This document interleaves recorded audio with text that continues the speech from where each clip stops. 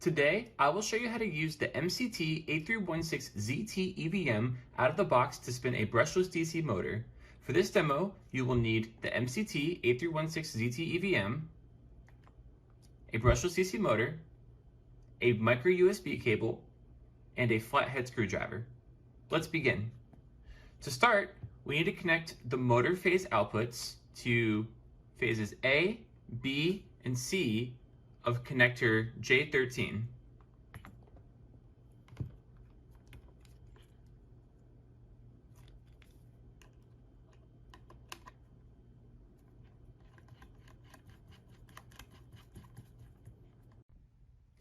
The next step is to connect the Hall sensors. If you're using digital Hall sensors, make sure you connect only to HPA, HPB, and HPC.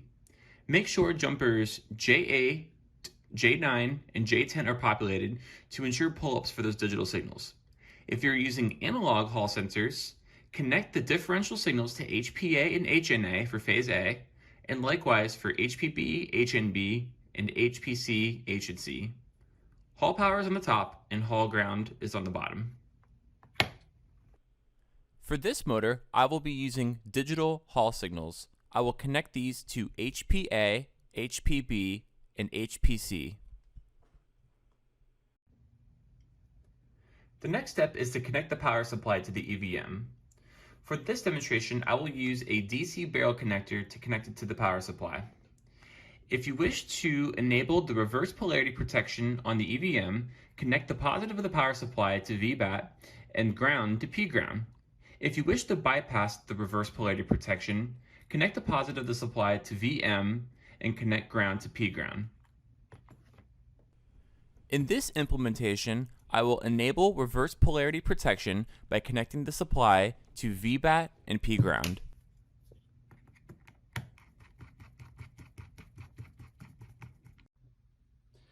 The next step is to make sure that all of the settings on the EVM are finalized before running any sort of code.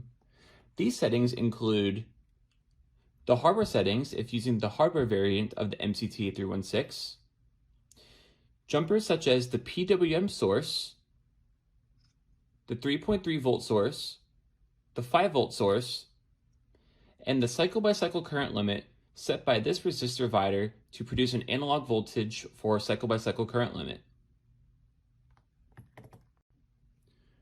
Once the EVM settings are finalized, plug in the micro USB cable into the EVM and plug it into your computer. When plugged in, the red LED above the MSP430 will turn on, showing that the program is running. Now it's time to spin the motor. Make sure the potentiometer is set all the way clockwise for 0 speed. Finally, plug in your supply and use the potentiometer to spin the motor at the desired speed. The more you spin the motor clockwise, the more the motor will spin. Turn it all the way counterclockwise for 100% PWM duty cycle. You can also toggle settings on the board by using the DRV off to shut down the gate drivers, the direction pin to switch the direction of the motor, and the brake pin to stop the motor.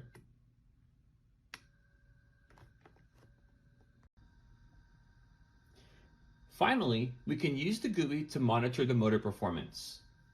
The potentiometer, as I change it in real time, shows the current duty cycle on the GUI.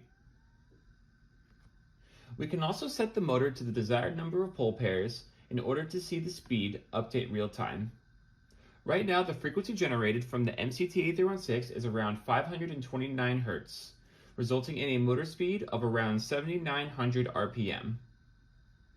Finally, we can use the end sleep button to put the MCT8316 into a low power sleep mode and then switch it off to turn it back on. I hope you enjoyed this video. Have fun evaluating the MCT8316Z.